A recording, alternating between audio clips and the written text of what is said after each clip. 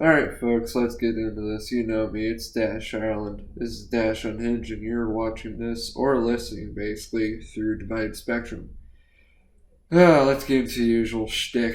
Of course, I'm continuing the mean streak of dismantling conservative arguments when you've seen me bitch so much about the left, so figure it's good to change things up. Of course, last video you heard me talking about the bullshit with the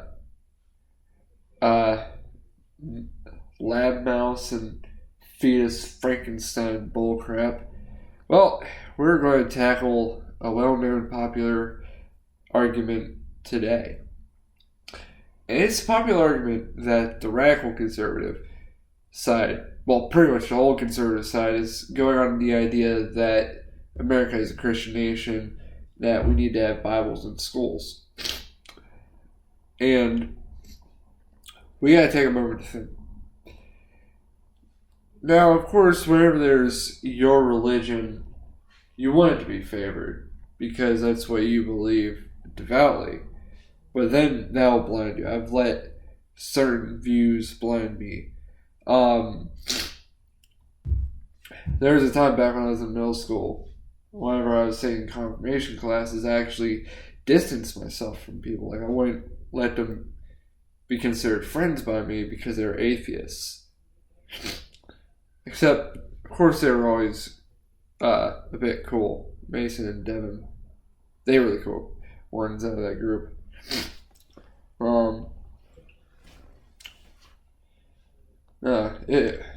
Being a little too devout in something, I think, will ultimately blind you. It can really affect how you get treated or what people will think of you.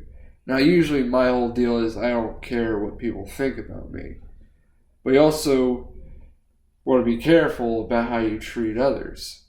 As I'm pretty sure I'm close to being disowned by part of my family because I'm always being the provocateur. Like, of course, have done much things. They're like, stop attacking us. They're like, you're the liberal. I'm like, I am nowhere close to liberal. I'm a mix between libertarian and centrist. I'm probably more centrist because of my views on public education. Anyways, down to the history. This might be a short video. Is America a Christian nation? No. It explicitly states in the First Amendment of the Constitution that the United States cannot make an established religion. This amendment was put in place because they knew what it was like to have religious persecution. They didn't want anyone to have to do with what they did. It was one of the smartest decisions that was put into law. And if America was really a Christian nation, we would be run under a theocracy. But then people like, what about the references to Providence or God in the Constitution, the Declaration of Independence? Well, here's the thing. You got to think about the times they were living in. In the times they were living in, the atheists were a minority. Most of the people that were living in America at the time this was written were Christians. Very few were Jewish. Very few were atheists. Very few were Muslim. And it was just a well-known thing. Had the Constitution been written today, it probably would have no reference to religion. It would be purely agnostic. Just like the way this country should be. And people would be like, well, what about in God we trust on money? Well, it never really had that until the Cold War. Around 1954 and 1955, the United States decided, listen, our enemy is those no good, dirty commies in Russia. And we don't want our people to turn out like that. So, I figure if they learn to acknowledge a God, they won't become materialistic, godless commies. That was the general view back in the Cold War. And to be honest, I think they're kind of right about the part of the commies being godless and materialistic. Because I've kind of noticed that. I've never seen a Christian who's a socialist or a communist. Now, one argument I've heard from my religion against communism and socialism is you give to Caesar what Caesar is due. I don't remember if that's the exact quote, but it's basically capitalism is not a failure, but communism is a total failure, but that's for another time. Moving on. So yeah, In God We Trust has only been preying on money since the 1950s. It does not establish America being a Christian nation. And honestly, people not looking into this and just using that blind argument is rather weak. So, get the gist of that. And the final argument I want to bring up, it's a hot topic whenever it comes to schools. Should we allow prayer in schools? Simply put, no, we should not. Technically you're allowed prayer, but there are so many different circumstances. Because a school is a part of the government, and the government basically has your kids in custody. And they also have to function with the laws of the government. Now, if you're a private school, like a private Catholic school, you have prayer with your students. But if you're a public school, you cannot do that. You really can't. Here's the thing. The only time prayer is allowed is if it's on your own time. You're not forcing anyone else to do it. And whatnot. And it cannot affect your ability to educate whenever it comes to being a teacher. Now, there could be clubs, but it has to be voluntary if the kids are praying. Like, if you're praying at a football game, like in the entire stadium, that is technically against the Constitution. And you could get fired for that. And it's also a deal that you can have Bibles in schools. It's just that there's circumstances for what you can or cannot have.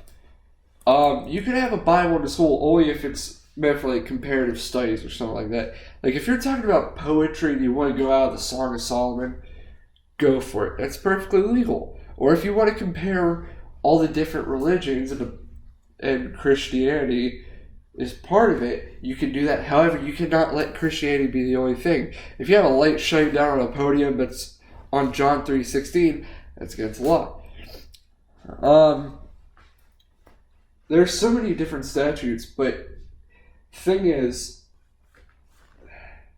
there really is no more Christianity in schools. It's just a fight to be agnostic so that you can obey the Constitution. It's always the most triggered people and heavily biased people that think there's always a war on their views. I've noticed that. But there's another example of how you cannot let religion affect your decisions because they can get you fired or suspended. Take for example, there's this one school, and a teacher decided that they would let the kids draw a figure that they love or worship. I think it was like choose their favorite god or whatever. I can't remember. But what happened was many kids drew God. They drew their dad. One little boy who I gotta give him props because he made the epic troll, but he drew Satan. And the kids' drawings all got displayed on the wall except for the kid who drew Satan. I'm pretty sure that teacher got fired. Had the teacher put up Satan, they probably would have faced less chance of getting fired. But they still probably would have because they're inflicting the idea of religion on their students. So there's that. And then they always say, well, why does the Muslim teacher get to step out at different parts of the day to go prayer, meanwhile teachers can't? Here's the thing. The tenets of Muslim and Christianity are totally different. In Christianity, you can pray whatever your time you want, so there's really no need for you to pray right then and there, technically. But with Islam, you have to pray at certain points of the day, and at school, it's during a time where a Muslim person has to do a prayer. And that's covered because of freedom of religion, because that's something that they have to do. That's not giving special treatment to Muslims. It's called protecting their rights. Last but not least, something that's been in the run since 2016, charter schools. I know a bunch of people in my family support charter schools, but honestly, the way I see it, it's kind of very less likely that they're ever going to work out.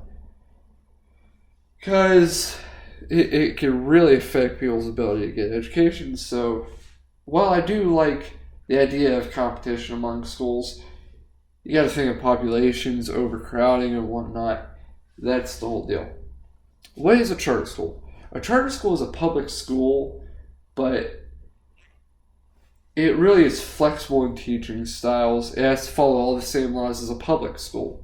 The only thing is that it's developed by a school developer or built in an old school building. It is not a private school. I'm pretty sure businesses can sponsor them, but they're not run by businesses all the time. But charter school is really not what they think. And I've got many people in my family who support Betsy DeVos in her idea of the charter school. Her idea of the charter school is that you can make a public school that is religiously influenced. That is really not true. That's not what a charter school is, so she's blatantly mistaken. So really, if you want a religious education, take your kids to a private school, you do that, but you can't do that with a charter school. Since a charter school has to follow all the same rules, laws, and statutes as the standard public school, they cannot have any religious bias to them. The main difference between a charter school and public school is charter schools are based off competition and their flexibility of teaching styles. Meanwhile, both of them, they both have to follow the same laws. It's really, charter schools don't really work out. They're like, parents can choose with their feet whether they want their religious education or not. They need better education on this stuff. And now, I didn't know much about charter schools back in 2016 or 2017. I don't really know much about them now, but when I'm reading American Education by Joel Spring, the 18th edition, I've actually learned a bit, and I'm sort of against the charter schools, based on what I've read. Now, yes, Joel Spring has had a bit of a bias, but he's got some good stuff in there. And I've noticed, just while we're at it, I've got family members that live in Kentucky, and they're talking about these representatives running it. One of them wants school choice. And technically, there's still school choice in the United States. Because if you want to put your kid in a private education, do that. You want your kid in a public education, do that. Technically, you can choose what school you want your kid to go to. Because it's technically where you move and where you decide to take them. That's still school choice. And thinking that there's no school choice because there's no charter schools is a bit of a dumb argument. So, in conclusion from my ravings, and while slightly congested and shit, I'm going to leave you with this. Is America a Christian nation? No. Should we let religion be favored in a school? Also no. Anyways, I've been Dash Island from Divide Spectrum. If you like this video, give it a like. Subscribe if you want to. I don't care, and I'll give you more videos in the future.